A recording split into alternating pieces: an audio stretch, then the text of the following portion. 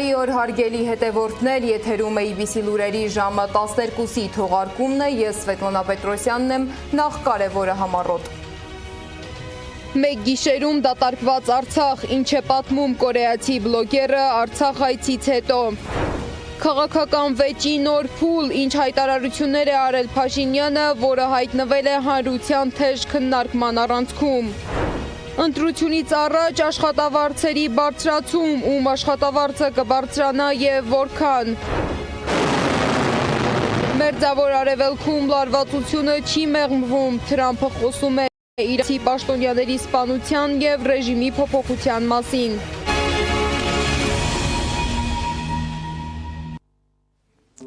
Իրանի վրա չդադարող հարվածներն ազդում են նաև երկրի առողջապահական համակարգի վրա։ Իրանի շտաբ բժշկական օգնության կազմակերպության ղեկավարի խոսքով ԱՄՆ-ի եւ Իսրայելի հարվածների հետևանքով վնասվել է 318 բուժհաստատություն։ Նրա տվյալներով վնասված կառույցներից 49-ը շտաբ օգնության կայաններ են, 186-ը առաջին օգնության կետեր, իսկ 40-ը հիվանդանոցային համալիրներ։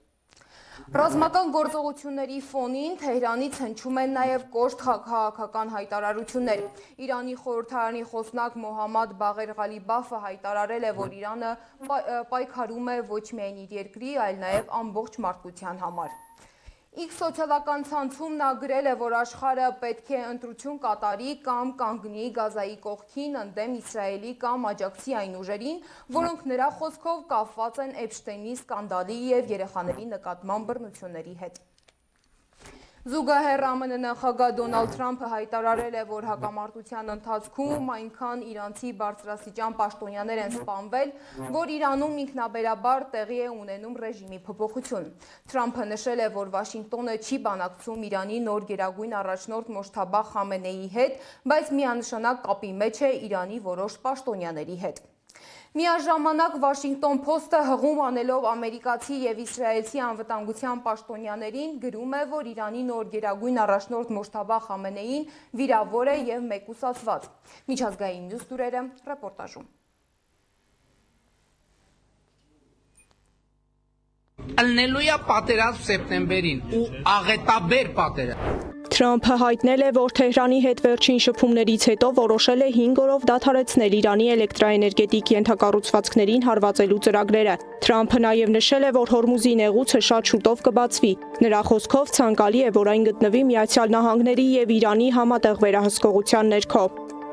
Իրանի արտաքին գործերի նախարարության խոսնակը սակայն հերքել է, որ վերջին օրերին Միացյալ Նահանգների հետ որևէ բանակցություն է եղել։ ԻՌՆԱ լրատվականը հայտնում է, որ Իրանը չի արձագանքել Միացյալ Նահանգների առաջարկին սկսել խաղաղ բանակցություններ հակամարտությունը ավարտելու նպատակով։ Իսկ իրանական բանակի Խաթամ Ալ-Անբիա կենտրոնական շտաբի խոսնակը արձագանքել է Դոնալդ Թրամփի հայտարարությանը կապված Հորմուզի նեղուցի վերաբացման վերջնաժամկետի հետ։ Խոսնակը ծաղրել է Միացյալ Նահանգների նախագահին։ Թրամփը հայտարարել է, որ շարունակելու է պնդել պաշտպանության ոլորտի համար լրացուցիչ $200 միլիարդ ֆինանսավորման անհրաժեշտությունը, քանի որ աշխարհում տիրող լարվածությունը մեծ է։ Տարածաշրջանային լարվածության ֆոնին հեռախոսով զրուցել են Ադրբեջանի եւ Իրանի արտաքին գործերի նախարարներ Ջեյհուն Բայրամովն ու Աբբաս Արաղչին։ Կողմերը քննարկել են տարածաշրջանային անվտանգության հարցերը եւ հնարավոր քայլերը ռազմական լարվածությունը նվազեցնելու ուղղությամբ։ Ընդգծվել է նաև Կասպից ծովի տարածաշրջանում անվտանգության ապահովման կարևորությունը։ Բայրամովը նաև անդրադարձել է Նախիջևանի ուղղությամբ անօդաչուների հարձակման միջադեպին։ Հեռախոսով զրուցել են նաև Միացյալ Նահանգների փոխնախագահ Ջեյ Դի Վենսն ու Իսրայելի վարչապետ Բենյամին Նեթանյահուն։ Նրանք քննարկել են Միացյալ Նահանգների եւ Իրանի միջև բանակցությունների մեկնարկի հնարավորությունները, նաև հակամարտության ավարտի վերաբերյալ հնարավոր համաձայնության պայմանները։ Հեռախոսազրույցից հետո Նեթանյահուն հայտարարել է, որ Իսրայելի կենսական շահերը պաշտպանվելու են ցանկացած համաձայնագրում եւ հայտնել է, որ երկիրը շարունակում է հարվածներ հասցնել Իրանին եւ Լիբանանին, ոչնչացնելով հրթիռային եւ միջուկային ծրագրերը։ Նա նշել է, որ նախագահ Թրամփը կարծում է, որ պատերազմի ձեռքբերումները կարող են օգտագործվել մեր կենսական շահերը պահպանող համաձայնագիր կնքելու համար։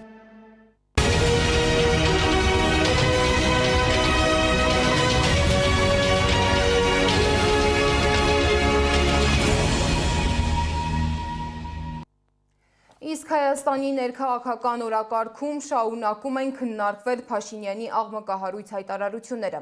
Փաշինյանը շարունակում է պնդել, որ 2026 թվականի խորհրդարանական ընտրությունում ընդդիմության հաղթանակի դեպքում ամենաուշը սեպտեմբերին պատերազմ կլինի ծանր հետևանքներով։ Իսկ ինչպես է վարչապետի հայտարարություններին արձագանքում ընդդիմությունը եւ ինչ հիմնավորումներով են հերքում նրա պնդումները, մանրամասները Անի Աբաղյանի ռեպորտաժում։ Ալնելույա պատերազմ սեպտեմբերին ու աղետաբեր պատերազմ։ Եթե քաղաքացիական պայմանագիր կուսակցությունը սահմանադրական մեծամասնություն չեմ ասում ընտրություններում հաղթի։ Ոնց ուզում եք գնա։ Այո, սա շանտաժ է, ես կանվանեի շատ կոպիտ, շատ պրիմիտիվ շանտաժ։ Շանտաժ կա, ես այդտեղ շանտաժի էլեմենտ տեսնում եմ, ոչ։ Ինչու ենք անում, լավ ենք անում։ Քաղաքացիներին վախեցնում, շանտաժի է ենթարկում Փաշինյանը։ Ասում է արյունալի պատերազմ է լինելու սեպտեմբերին, թե ինչ գիտի, կանդրադառնանք։ Մինչ այդ լսենք քաղաքացիներին։ Հավատում են Փաշինյանի խաղաղությանը։ Փաշինյանի վերած խաղաղությանը հավատում եք։ Այս կինը գլուխը թափահարում, Չէ։ տղամարդը բառերով հաստատում, իսկ մշակութային գործիչ Վահե Բեգոյանը, որին պատահական հանդիպեցինք փողոցում, հստակ գնահատական է տալիս։ Պետք է առնվազն հոգեկան հիվանդ լինել դրան հավատալու համար։ Այդ խաղաղությունը չկա եւ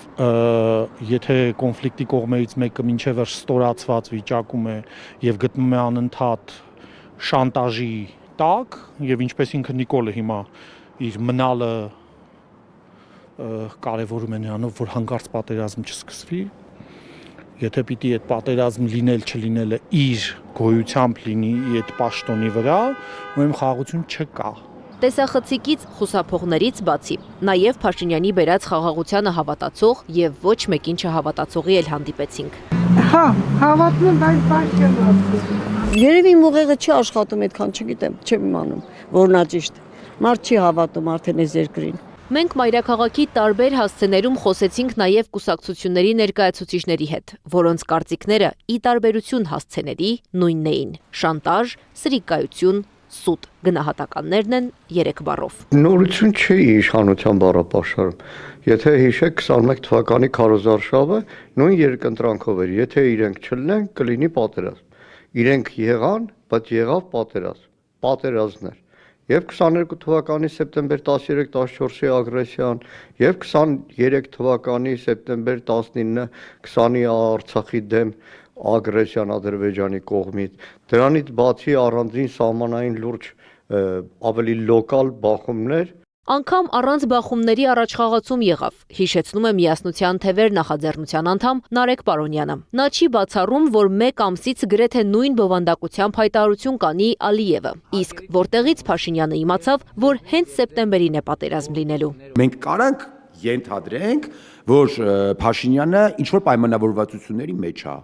Կարանք, չէ, ենթադրենք։ Դրա համար եմ ասում, ազգային անվտանգության ծառայություն եւ դատախազություն թող ստուգեն, հասկանան, այս մարդը որտեղից գիտի։ Ժամկետը վարչապետը պայմանական է ասել, Արարատ Միրզոյանն է կարծում։ Ասել նկատի ունի ընտրությունից կարճ ժամանակ անց, իսկ որ այդպիսի հեռանկար կարա լինի, միանշանակ է։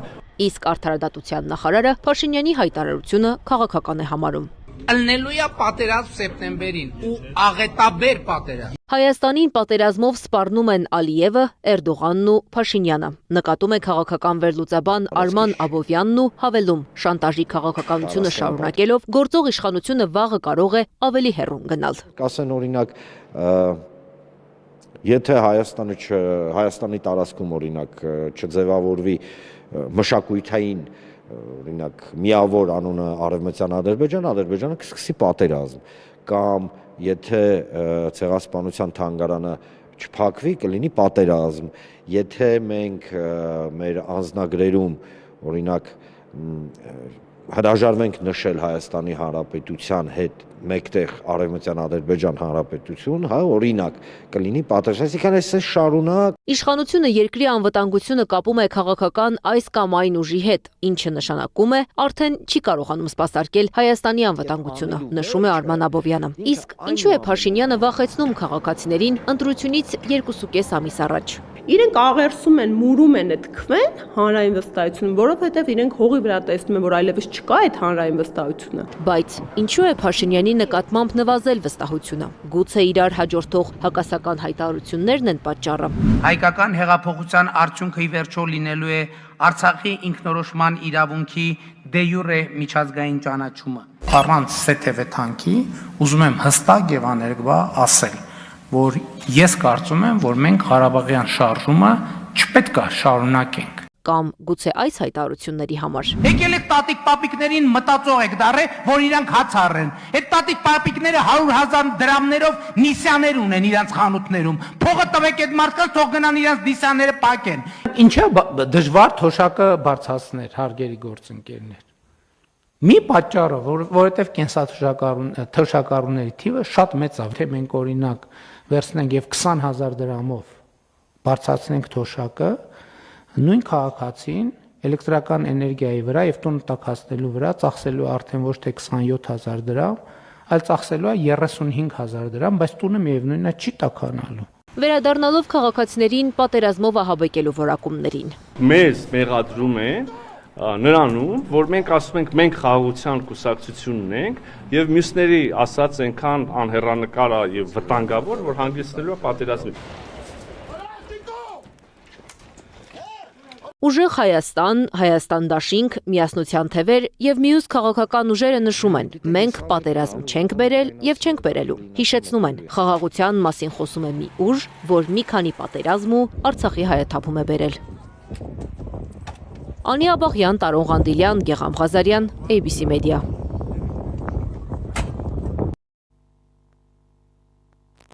Արտաքին գործերի նախարար Արարատ Միրզոյանը եւս չի բացառել, որ եթե իշխանությունը փոխվի, տարածաշրջանում կարող է նոր լարվածություն առաջանալ։ Իսկ միթե վարչապետի նման հայտարարությունները շանտաժ չեն։ Լսենք նախարարի պատասխանը։ Շանտաժը այստեղ որն է, նայեք, ասում են մենք առաջարկում ենք խաղաղություն։ Մենք խաղաղություն ենք եւ այո, նենց եղավ, որ ինքը եղավ վարչապետ։ Եվ այո, մենք ասում ենք մեզ պետքա խաղաղություն, մեր երկրին պետքա խաղաղություն, այլ պայմաններում ուղղակի հավատացեք մեր խորը համոզմամբ Հայաստանի Հանրապետության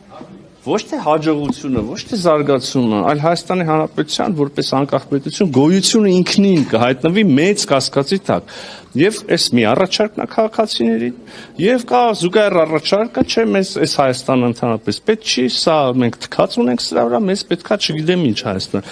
Այսի շանտաժա դա, սա շանտաժ չի, սովորական։ Արտաքին գործերի նախարարը խոսել է նաև Հայաստանի եւ Ադրբեջանի միջև խաղաղության հնարավորությունների մասին։ Միրզոյանի խոսքով կայուն խաղաղությունը հնարավոր է միայն այն դեպքում, երբ այն շահավետ է հենց հակամարտության կողմերի համար, այս դեպքում Հայաստանի եւ Ադրբեջանի։ Ասել, որ բոլոր հարցերը հարթված են, ոչ մի խնդիր չկա, բոլորովին անամպա ուրեմն Հայաստան-Ադրբեջան խաղաղությունը կլինի մեծ չափազանցություն։ Ի վերջո տասնամյակների կոնֆլիկտ է եղել, ի վերջո այդքան արյուն է հեղվել, այդ վերքերը դեռ թարմ են, ի վերջո դեռ մենք ունենք ուրեմն պահվող անձինք Բաքվում, բանտերում, դեռ կան բազմաթիվ հումանիտար բնույթի հարցեր, այդ թվում եւ անհետ կորածների ճակատագրերի բարձրաբանում եւ այլն հոգեբանական մեծ տրավմա, որ շատ հասկանալու են հասարակություն դեռ ունի, բայց ես գոհունակությամբ կարող եմ տեսնել, որ ագրեսիան եւ միմյանց նկատմամբ թշնամությունը երկու հասարակությունում են եւ երկու երկրների իշխանությունների նաեւ ներկայացուցիչների տեքստերում աստիճանաբար նվազում է, սա հեշտ ճանապարհ չի, ոչ ոք չի կարող պնդել, որ հեշտ է, բայց մենք հաստատակամորեն պետք է շարժվենք այս ճանապարհով եւ մի օր կունենանք, հուսով եմ, վերջնական նույնիսկ եւ այդ թվում նաեւ հոգեբանական հաշտեցում երկու հասարակությունների միջև։ Իսկ այժմ իշխող ուժի քարոզարշավի մասին։ ՔՊ-ի Երևանյան քարոզարշավի աղմուկը չի դադարում։ Փաշինյանի մասնակցությամբ մեծ աղմուկ ստացած եւ քննարկումների կենտրոնում հայտնված մետրոյի դեպքը դեռ ամենակննարկվող թեմաներից մեկն է։ Ինչ է կատարվել ու կատարվում արցախցի կնոջը երեխայի ներկայությամբ վիրավորելուց, հետո ներողություն խնդրելուց հետո Անահիտ Սարգսյանն է պատմում։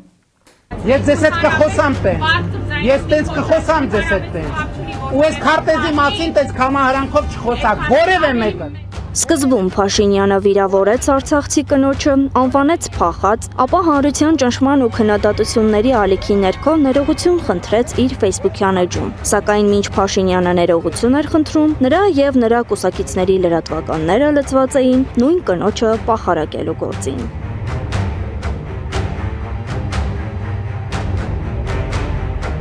Ինչպես է ստացվում, որ իր խոսքի համար ներողություն խնդրած վարչապետի մեդիադաշտը միաժամանակ նպաստում է նույն անձի դեմ ատելության խոսքի տարածմանը, անցնելով բոլոր թույլատրելի սահմանները։ Իսկ Media-News-ը նույնիսկ գրում է, թե Արմինե Մոսիյանը պատերազմում զոհված Մերուժան Մոսիյանի դուստրը չէ։ Քաղաքական իշխանությանն առնչվող այս մեդիա վարքագիծը արժանացավ կոշտ քննադատության։ Հայտնի անդաստիրակը մի կողմից հրապարակային ներողություն է խնդրում Արցախում զոհվածի դստերից, Արցախից փախած անվանելու համար, եւ դրան զուգահեռ ԿՊԻ-ին պատկանող Civic AM լրատվականում այդ նույն կնոջ դեմ կեղտոտ արշավ է իրականացնում։ Մի ձեռքով ներողություն, մյուսով զրպարտություն։ Ինչպես փնթի հաց են ուտում, այնպես էլ փնթի աշխատում են։ Մի կողմից ստեղծվում է հոգատարության շղարշ, իսկ մյուս կողմից համակարգված թիրախավորվում եւ պիտակավորվում են տեղահանված մարդիկ, նրանց կարծիքը, նրանց զգացումները, ցավն ու արժանապատվությունը։ Իհարկե երբեք էլ գաղտնիք չի եղել, թե ովքեր են կանգնած այդ ատելության բուրգի գագաթին, իրենց իրական կամ ֆեյքական էջերով, վերահսկվող մեդիա հարթակներով, այդ ամենի նկատմամբ անգործություն ցուցաբերող իրավապահ համակարգով։ Իրավապաշտպանական տեսանկյունից այստեղ խոսելու նյութեր չափազանց շատ է։ Ասվել է եւ ասվելու է, բայց նույնիսկ այս ամենը ասելուց հետո մնում է ծանր լռություն, որովհետեւ երբ մարդկային ցավը չի ընկալվում, երբ կատաղի ու անբարո պայքար է տարվում մարդու հիշողության եւ բնական ձգտումների դեմ, բառերը հաճախ կորցնում են իրենց ազդեցությունը։ ԿՊԻ Civic-ը շարունակում է ատելություն ու թշնաման գեներացնել Արցախի այս կնոջ նկատմամբ։ Պեղել են նրա Facebook-ը, առանց խորամուխ լինելու հուզական վիճակի մեջ վերահրապարակել են նրա տարբեր ստատուսներ, իսկ կոմենտներում մարդիկ ինչեր ասած չեն ասում այդ կնոջը ու չեն ջնջում։ Civic AM անգամ Փաշինյանը ներողություն խնդրեց, բայց դուք չեք հանգստանում։ Դուք քարոզչական ամենացածրակարգ օրգանն եք։ Դուք իրավունք էլ չունեք լրատվամիջոց անվանվելու։ Խորհրդային քարոզչական մեքենաները ձեր անմնացորդ նվիրվածությունը առաջնորդին կնախանձեին։ Անուղղելի եք։ Իշխանական կայքերի մեկնաբանություններում մինչև հիմա չեն դադարում ամենավերջին վիրավորանքները արցախցի կնոջ եւ հավաքական արցախցիների հանդեպ։ Սակայն ԿՊԱ-ականներին մի փոքր կծու-թթու խոսք գրած օգտատերերի դեմ վարույթ հարուցող իշխանության լրատվամիջոցի համար դա միանգամայն սովորական է։ Նույն կերպ հետապնդելու է Հայաստանի Հանրապետության գլխավոր դատախազությունը արցախցիներին վիրավորող այս մարդկանց։ Հարցում ենք ուղարկել գլխավոր դատախազություն։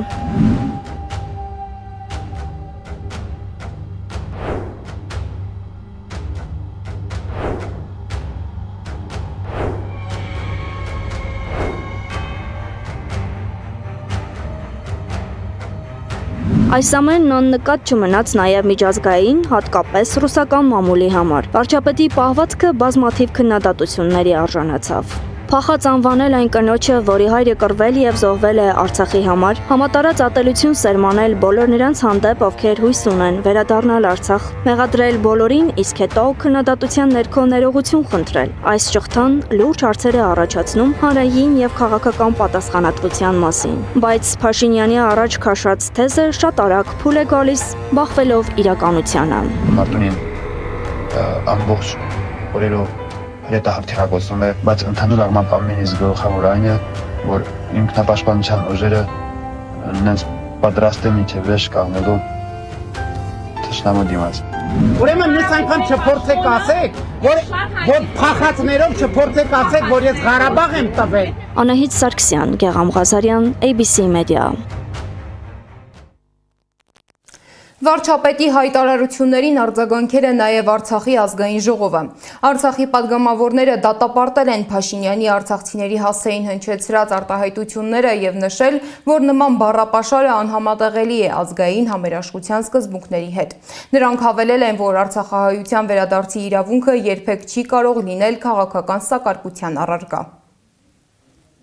Նրանց արժանապատվության հաշվին քաղաքական շահարկումը անթույլատրելի է։ Երբ պետության ղեկավարի պատասխանատվություն ստանձնած գործիչը սկսում է իր ժողովրդի իրավունքները ներկայացնել որպես անիրատեսական կամ մոլորություն, նա այլևս չի զբաղվում քաղաքականությամբ։ Նա զբաղված է սեփական անգործությունն ու ձախողումները արդարացնելով։ Արցախի ժողովրդի վերադարձի իրավունքը սակարկման առարկա չէ։ Անընդունելի է այն հռետորաբանությունը, որով փորձ է արվում մեղադրանք ներկայացնել մեզ, արցախցիներիս, Հայաստանի Հանրապետության բյուջեից ցուցաբերված աննախադեպ չափերի աջակցության համար։ Համազգային համերաշխությունը չի կարող ներկայացվել որպես պարտ կամ շահարկվել որպես ճնշման գործիք։ Պահանջում եմ անհապաղ դադարեցնել նման հայտարարությունների տարածումն ու տիրաժավորումը եւ ձեռնպահ մնալ հասարակությունը պառակտող հռետորաբանությունից։ Յուրաքանչյուր տեսակետ կամ արտահայտություն հնչեցված պետական բարձր մակարդակում անպայման թողնում է հետևանքներ, իսկ այդ հետևանքների պատասխանատվությունը պատմությունը շատ երկար է պահում։ Խորհրդարանական ընտրությանը ընդառաջ աշխատանքի եւ սոցիալական հարցերի նախարարության ենթակայությամբ գործող խնամքի կենտրոնների աշխատակիցների աշխատավարձերը կբարձրանան 30%-ով, հայտնել է նախարար Արսեն Թորոսյանը։ Եվ վերջում ժամեր առաջ զրուցել եմ աշխարհի 129 երկիր այցելած կորեացի բլոգեր Յան Մինի հետ, որը եղել է օկուպացված Արցախում եւ պատմել անձնական տպավորությունների եւ հույզերի մասին։ Նա նկարագրել է, թե ինչ է կատարվում Արցախում 2023 թվականից հետո։ Յանի խոսքով իրեն թվացել է, թե տարածաշրջանը, որտեղ երկար տարիներ ապրել են մարդիկ, պարզապես անհետացել է մեկ գիշերվա ընթացքում։ Դուք դիտեք կորեացի ճանապարհորդ Յան Մինի հետ հարցազրույցը, ABC լուրերի հաջորդ թողարկումը ժամը 15-ին է։ Կհանդիպենք։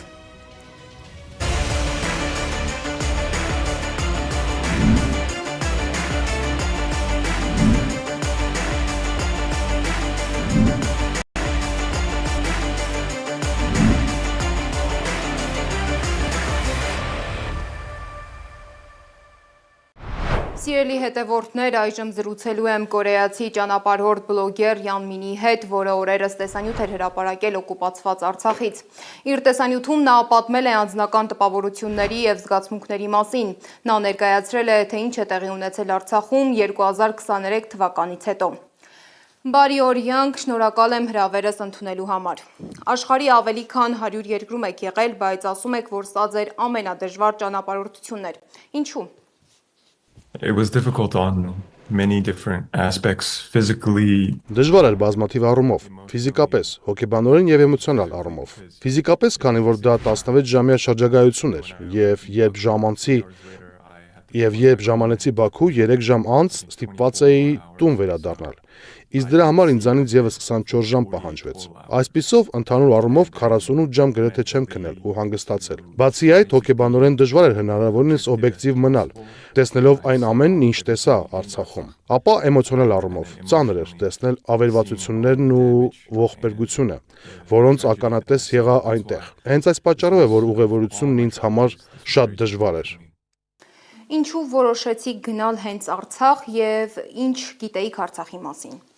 I knew about Nagorno-Karabakh from Ես Լեռնային Ղարաբաղի մասին գիտեի դեռ դպրոցից, աշխարհագրության դասերից, շատ բան սակայն չգիտեի։ Ես սիրում եմ այցելել քիչ հայտնի վայրեր, ինչպես են Գրենլանդիան, Մերձնեստրը,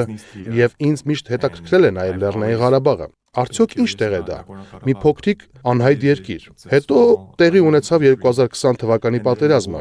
եւ ես սկսեցի ուսումնասիրել նրա պատմությունը։ Դա մի տարածք էր, որտեղ խաչվում են տարբեր մշակույթներ, որն ունի շատ բարդ պատմություն։ Այդ պատճառով ցանկացա այն ներառել իմ քիչ հայտնի երկրների այցելությունների ցանկում։ Ծրագրում էի ուղևորություն Մերձավոր Արևելք եւ մտածեցի, որ սա լավ հնարավորություն է, քանի որ Ադրբեջանի կառավարությունն իմ ուղևորությունից մի քանի ամիս առաջ օտար երկրացիների համար բացել էր մուտքի թույլատրությունները։ Այդպես որոշեցի օգտվել առիթից։ So I thought this was my chance. Ինչպիսին էր ձեր առաջին տպավորությունը, ինչ տեսակ այնտեղ, ձեր սպասելիքներն արդարացան, կարողացաք շփվել օրինակ ադրբեջանցիների հետ։ My first impression was wow. Առաջին տպավորությունս ինձ զարմացրեց։ Աղդամում լայնածավալ շինարարություն էր իրականացվում։ Սա կարելի ասել Ղարաբաղի նոր վերահսկողության տակ անցած տարածքների առաջին պատկերն է։ Ամենուր նոր շենքեր ու տներ էին կառուցվում։ Սա Ադրբեջանի կառավարության մեծ վերադարձ ծրագիրն է։ Սա այն է, ինչ կառավարությունը փորձում է ցույց տալ աշխարհին, եւ ես դա տեսա։ Իսկապես տպավորիչ էր այն մասշտաբը, որով ընթանում էին աշխատանքները։ Հետո երբ արդեն մտանք բուն Արցախ, որովհետև Աղդամը պարզապես բուֆերային սահմանային քաղաք էր, հենց այնտեղ բացվեց ողբերգական պատկերը։ Շատ հին տներ, վնասված ու լքված։ Հնարավոր է դրանք դեռ 1990-ականների առաջին պատերազմից էին դատարկ մնացել։ Տեսանք, թե որքան տարբեր համայնքներ են տուժել պատերազմից՝ ադրբեջանցիներ, քրդեր, հայեր։ Հետո հասանք Ստեփանակերտ, որտեղ ավերածությունների մասշտաբը շատ ավելի մեծ էր։ Դա ավելի մեծ քաղաք է, եւ այնտեղ շատ ավելի շատ էին լքված շենքերը ու տները։ Ընդհանուր առմամբ շատ ծանր ու տխուր զգացողություն էր։ Եվ ոչ, այնտեղ ես ադրբեջանցիների հետ չեմ շփվել, քանի որ ժամանակը սահմանափակ էր եւ վստահ եմ շրջայցի կազմակերպիչները չէին ցանկանում, որ մենք մարդկանց հետ խոսենք։ Միակ մարդիկ, ում հետ խոսել եմ, ռեստորանում էին։ Սա է իրականությունը։ Ուզում եմ մի քիչ էլ հենց ճանապարհորդությունից խոսենք, շրջագայության, պայմանների, ինչն էր կարելի, ինչը ոչ, որտեղ եղաք։ We on the tour we weren't restricted in terms of our behavior. Շրջակայության ընթացքում մենք սահմանափակված չէինք մեր վարքագծով, թե ինչ կարող էինք հարցնել։ Այդ առումով ես սահմանափակված չէի զգում։ Ինչ վերաբերվում է շրջայցի կանգառներին ու այցելված վայրերին, դրանք կարծես շատ սահմանափակ եւ նպատակային ընտրված էին։ Առաջին կանգառը մենք մեր սարերը հուշարձանն էր, որից հետո շրջագայությունն ամբողջությամբ պարսկական եւ ադրբեջանական ուղղություններ ուներ։ Ոստի հետագայում հայկական պատմությունը տեսնելու հնարավորություն չունեցանք, որովհետև պայմանները բավականին դաժան էին։ Նախ միկրոավտոբուսը շատ ավելի փոքր էր, քան կարծում էինք։ Աղդամից մինչև Արցախ ճանապարհը տևեց մոտ 6-6.5 ժամ, եւ վերջապես կարողացանք իջնել միկրոավտոբուսից։ Աղդամից Ստեփանակերտ ճանապարհը տևեց շուրջ 1.5 ժամ։ Ճանապարհներն ասֆալտապատ չէին, քանի որ դա բուֆերային սահմանային գոտի է եղել։ Այնպես որ շատ դժվար էր։ Փոշի, շարժիչի ծուխ, ամբողջ ճանապարհին շատ վատ էի զգում։ Հարցեր տվեցինք, սակայն հայկական մշակույթի մասին հարցերը կարծես շրջանցվում էին, եւ մեզ հիմնականում ներկայացվում էր ադրբեջանական, մուսուլմանական, պարսկական տեղեկատվություն։ Ամենաշատը ինչն է ձեզ հուզել, զարմացրել կամ զայրացրել այդ ճանապարհորդության ընթացքում։ It was seeing the effects of war. I am Korean, my family has direct history with war. Դա պատերազմի հետևանքները տեսնել էր։ Ես կորեացի եմ եւ իմ ընտանիքի պատմությունն ուղիղ կապված է պատերազմի հետ։ Ես եղել եմ Իրաքում, Մոսուլ քաղաքում եւ այնտեղ անձամբ եմ տեսել պատերազմի ավերվածությունները։ Ոստի այս թեմաներն ինձ համար շատ կարեւոր ու զգայուն են։ Շատ ցավալի է, երբ Արցախում կրկին անձամբ տեսա այդ ամենը, քանի որ խոսքը միայն մեկ պատերազմի մասին չէ։ Այստեղ կան շատ հին շենքեր, որոնք պարզապես ամբողջությամբ ավերված են։ Գիտեմ, որ տարբեր համայնքներ, տարբեր էթնիկ համայնքներ այնտեղ կարողացել են ապրել միասին, եւ հետո մի օր պատերազմը վերջ դրեց այդ ամենին։ Մտածում էի յուրաքանչյուր տան մասին, այն հիշողությունների մասին, որոնք այնտեղ ապրում էին, ինչպես ես։ Ես նույնպես կարոտում եմ իմ մանկության տունը, որը հիմա շատ հեռու է, եւ իմ տատիկ-պապիկների տունը, նրանք այլևս չեն կարող գնալ այնտեղ։ Ինձ համար շատ դժվար է մտածել այն բոլոր հիշողությունների մասին, որոնք պահվում էին այդ շենքերում ու տներում, որոնք մարդիկ այլևս չեն կարող տեսնել։ Was very hard for me to process. Պարոն Յանգ, դուք ձեր տեսանյութում եւս նշել էիք, որ հայկական շենքեր եւ կառույցներ այլևս չկա։ Այդ ընթացքում, ճանապարհորդության ընթացքում դուք զբոսավարին չհարցրիք, ինչու է այդպես։ No, that's what I got from Google. That's the fact. Այդ տեղեկատվությունները ես ստացել էի Google-ից եւ համացանցում եղած հրապարակումներից։ Ցանկանում էի տեսնել այդ շենքերը կամ այն տեղերը, որտեղ դրանք կանգնած էին, բայց բնականաբար մեզ թույլ չտվեցին։ Հատկապես ուզում էի տեսնել քաղաքի գլխավոր եկեղեցին, սակայն մերժվեցի եւ մենք շրջանցեցինք այն։ Ու ես նույնիսկ հեռվից չկարողացա այն տեսնել։ Դա ինձ մի փոքր անհանգստացրեց ու կասկած առաջացրեց։ Տխրեցի, որ չկարողացա այն տեսնել։ Ես, սակայն, հնարավորություն ունեցա տեսնելու նախկին վերածննդի հրապարակը։ Այն ներկայացնում է քաղաքի ներկայիս վիճակը։ Քաղաքում հայկական մշակույթի եւ ներկայության հիմնական խորհրդանիշը խորհրդարանի շենքն էր, բայց մեր զբոսավարը մեծ հպարտությամբ հայտնեց, որ այն ավերվել է եւ վերածվել է այգու, որն իհարկե կոչվում է Հաղթանակի այգի։ Բոլորս խմբի անդամները պարզապես ցնցված էինք։ Ես նրանց մի լուսանկար ցույց տվեցի, ասելով, որ սա խորհրդարանի շենքն էր։ Բոլորը ցնցված էին։ Մենք երկու անգամ խնդրեցինք, որ մեզ թույլ տան մտնել այգի, քայլել այնտեղ, սակայն ուղեկցորդը թույլ չտվեց։ Չգիտեմ, դա պայմանավորված է ժամանակի սուղությամբ, թե այլ հանգամանքներով։ Ինչ եք կարծում, Արցախում պահպանվում է ժառանգությունը հայկական։ I don't think so.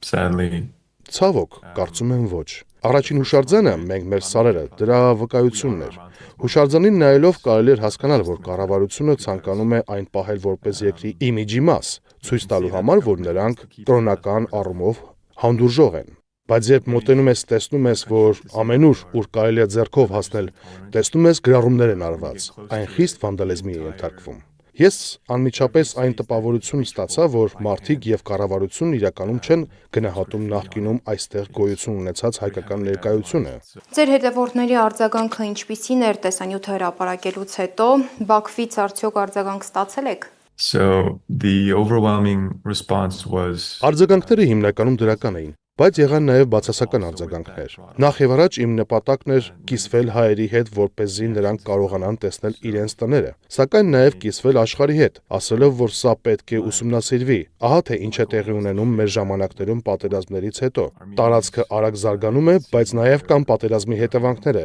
երբ մշակութային ներկայությունը լիովին վերանում է։ Երբեմն մտածում եմ, արդյոք ճիշտ էր այդ տեսանյութը հրապարակելը, այն շատ մարդկանց մոտ մեծ տխրություն եւ բացասական հույզեր առաջացրեց, նույնիսկ ատելության զգացումներ։ Դա այն չէ, ինչ ես ուզում եի փոխանցել։ Ես բացառապես բարի մտադրություններ եմ ունեցել։ Հուսով եմ, որ Հայաստանը կկարողանա օգտագործել սա որպես ուժ առաջ շարժվելու, շարունակելու առաջ նայել, զարգանալ ու բարգավաճել, որպեսզի այս ժողովուրդը, որն արդեն իսկ շատ ողբերգություններ է տեսել, այլևս կարողանա անձամբ տեսնել այս ամենը։ Այսպիսի վայրեր ինձ համար շատ կարևոր են, եւ հենց այսպիսի ուղևորություններն եմ ես ամենաշատը սիրում։ Հիմա երբ վերջապես բացել եմ YouTube-ի իմ ալիքը, կարող եմ այս ամենով կիսվել ձեզ հետ եւ աշխարհի հետ, եւ հուսով եմ, որ սա կօգտագործվի միայն լավ նպատակներով։ But hopefully it can be used for good. Պարոն Յան, մի քիչ էլ խոսենք ձեր մասին, ինչով եք զբաղվում, որտեղից եք, ինչ ուղերձ ունեք արցախցիներին, հայերին եւ ձեր հետևորդներին։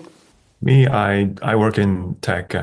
Ես աշխատում եմ IT ոլորտում, սովորական կորպորատիվ աշխատող եմ, բայց յուրաքանչյուր հնարավորության դեպքում փորձում եմ ճանապարհորդել։ Ճանապարհորդում եմ տարբեր վայրեր, եւ հենց դրա համար է սա ինձ համար կարևոր։ Երբ բացեցի YouTube-ի իմ ալիքը, հենց այդ ժամանակ այցելեցի Արցախ ու հիմա կարող եմ ձեզ հետ կիսվել դրանով։ Այնքան շատ բան կա, որ ուզում եմ կիսվել աշխարհի հետ, եւ մասնավորապես այս տարածաշրջանը պատմական առումով շատ բարդ է։ Այստեղից բոլորս կարող ենք շատ բան սովորել։ Աշխարհին ուղղված իմ ուղերձն այն է, որ իմ կադրերում դուք տեսնում եք ավերվածություններ եւ այն ցավն ու տխրությունը, որ դրանք պատճառել են բազմաթիվ ընտանիքների, տարբեր ազգությունների, տարբեր համայնքների բազմաթիվ սերունդների ընթացքում։ Իմ ընտանիքն էլ ունի շատ ծանր ու տխուր պատմություն, որը մենք պարտավոր ենք շարունակել եւ որը չեմ ցանկանում հաջորդ սերնդին։ Ինչպես նախորդ հարցի ժամանակ ասեցի, իմ իրական ցանկությունն ու ուղերձն այն է, որ հայերը կարողանան այս փորձն օգտագործել որպես հիմք իրենց պատմությունը հիշելու եւ պահպանելու համար։ Հետ մի նայեք միայն առաջ շարժվեք, զարգացեք ու բարգավաճեք, որպեսզի Հայաստանը տարածաշրջանում դառնա ճառագայթող աստղ եւ մի օր այլևս նման ողբերգություններ չլինեն։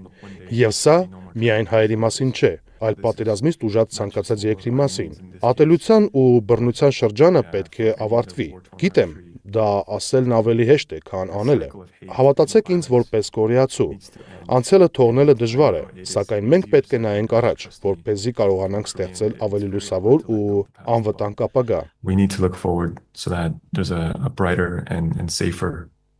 future. Պարոն Յան, Հայաստան գալու մտադրություն չունեք։ I didn't, but from all of the comments and the warm gestures that I've received from everyone. Նման պլաններ չունեի, սակայն բոլոր մեկնաբանություններն ու ջերմ արձագանքները տեսնելով, կարծում եմ հիանալի կլիներ գալ եւ տեսնել, թե ինչպես է զարգանում ու առաջ գնում երկիրը։ Ուստի հուսով եմ մի օր կայցելեմ Հայաստան։ Շնորհակալ եմ, պարոն Յան, հուսով եմ կհանդիպենք Հայաստանում։ Հիշեցնեմ, որ զրուցում էի կորեացի ճանապարհորդ բլոգեր Յան Մինի հետ, որը օրերս այցելել էր օկուպացված Արցախ։